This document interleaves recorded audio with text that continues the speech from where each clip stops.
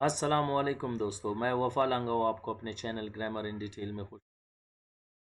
आज हम डिस्कस करने जा रहे हैं 18वां काइंड ऑफ वर्ब जिसको हम कहते हैं एक्चुअल वर्ब। ऑलरेडी हम डिस्कस कर चुके हैं 17 काइंड्स को। आज हम डिस्कस 18वां काइंड इमोटिव वर्ब्स एक्चुअली हम ऑलरेडी डिस्कस कर चुके हैं।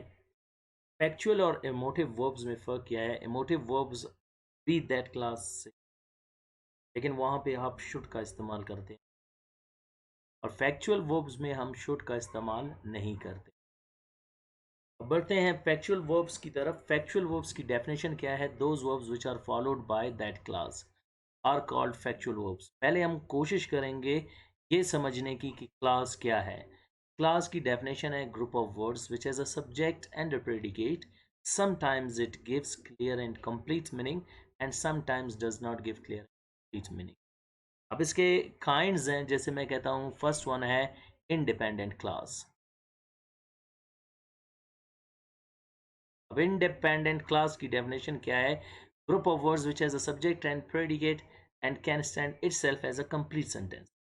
लफ्ज़ों का मजमूआ जिसमें फ़ाइल और सब्जेक्ट और प्रेडिकेट हो, जो खुद मुख्तार हो, अपने तरफ से ही मानी देता हो, उसे हम इंडिपेंडेंट क्लास, खुद मुख्तार क्लास कहते हैं। और डिपेंडेंट क्लास की डेफिने दूसरा है डिपेंडेंट क्लास। डिपेंडेंट क्लास की डेफिनेशन है group of words which has a subject and predicate and does not give clear, जो मुकम्मल और वाज़े मानी नहीं देता हो, उसे हम कहते हैं डिपेंडेंट क्लास। अब इन दोनों की कॉम्बिनेशन को हम कहते हैं क्लास। अब क्लास में डिफरेंट काइंड्स है, जैसे काइंड्स हैं 11, उनमें से एक काइंड्स है जिसको हम कहते हैं नाउन क्लास। नाउन क्लास के डिफरेंट काइंड्स हैं, उनमें से एक को हम कहते हैं एक्चुअली फैक्चुअल वर्ब्स का इस्तेमाल होना नाउन क्लास में, फिर उसके काइंड दैट क्लास में, वो हम डिस्कस करने। आपने क्लास को हम आगे ही समझने की कोशिश करेंगे। यहाँ पे सिर्फ आपने ये समझना है कि क्लास है क्या है। क्लास दो डिफरेंट सेंटेंसेस का मजमुआ है, जिसमें ये कभी मान ही देता, कभी नहीं देता। जब देता है तो इंडिपेंडेंट, नहीं देता तो डिपेंडेंट। इसको हम कहते हैं क्लास। अब बढ़ते हैं डेफिनेशन की तरफ, काइंड्स की तरफ फैक्चुअल वर्ब्स के। फैक्चुअल वर्ब्स के दो काइंड्स है, एक को कहते हैं पब्लिक वर्ब, दूसरे को कहते हैं प्राइवेट वर्ब। पहले हम समझने की कोशिश करेंगे पब्लिक वर्ब्स को। Those verbs which introduce indirect statements are called public verbs. वो verbs या फेल जो इनडायरेक्ट स्टेटमेंट्स जाहिर करें, बयान जाहिर करें, उनको पब्लिक वर्ब्स कहते हैं। अब पब्लिक वर्ब्स में स्टेटमेंट्स की हम थोड़ी सी डिस्कशन करेंगे कि इनडायरेक्ट स्टेटमेंट और डायरेक्ट स्टेटमेंट क्या है। डायरेक्ट स्टेटमेंट या डायरेक्ट स्पीच हम डिस्कस करेंगे आने वाले लेक्चर्स में। डायरेक्ट स्टेटमेंट, अब डायरेक्ट स्टेटमेंट क्या है? Actual words of speaker are called direct statement.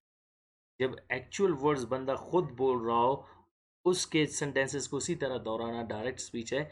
लेकिन इनडायरेक्ट स्टेटमेंट्स अक्सर आपको फैक्चुअल वर्ब्स के पब्लिक वर्ब्स में आपको इनडायरेक्ट स्टेटमेंट्स मिलेंगे, जैसे कि क्लेम से, कंप्लेन, एडमिट, एग्री, डिनाई। अब इनडायरेक्ट स्टेटमेंट क्या है? When we change the actual words of speaker into our own words are called indirect statement और इनडायरेक्ट स्पीच। ये भी हम आने वाले लेक्चर्स में डिस्कस करेंगे। अब फर्स्ट सेंटेंस है ई क्लेम्स, ये आपका इंडिपेंडेंट क्लास है। वो दावा करता है, क्या दावा करता है?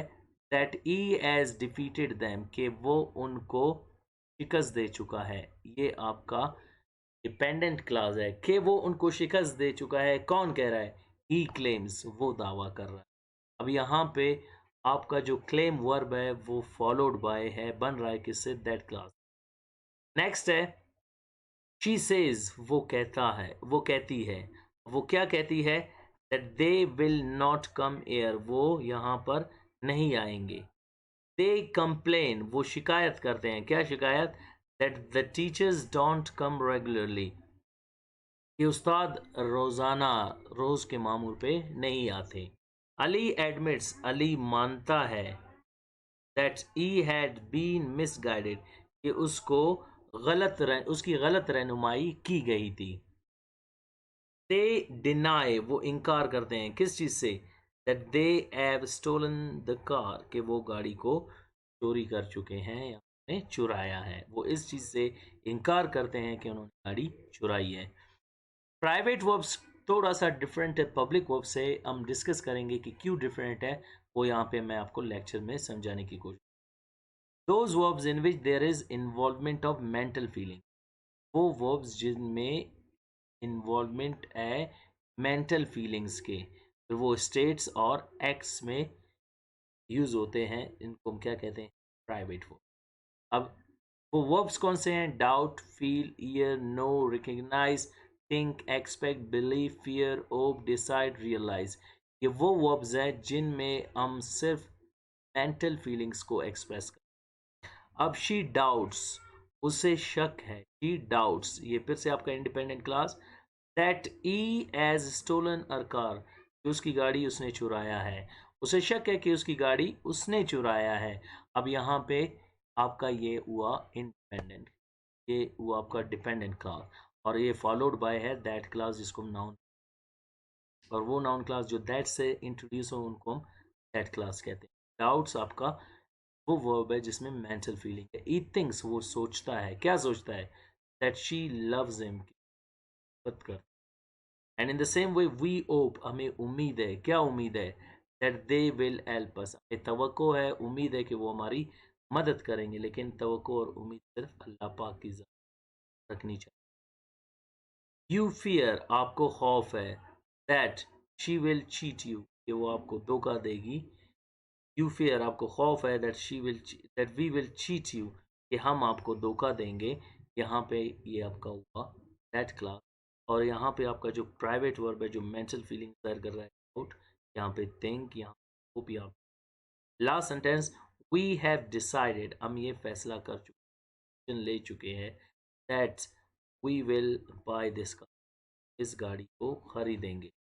तो जिनको मैंने अंडरलाइन किया है वो आपके इंडिपेंडेंट क्लासेस हैं, जिनको मैंने सर्कल किया है वो आपके डिपेंडेंट क्लासेस हैं, और डिपेंडेंट क्लास में ये नाउन क्लास है, नाउन क्लास में ये दैट क्लास है।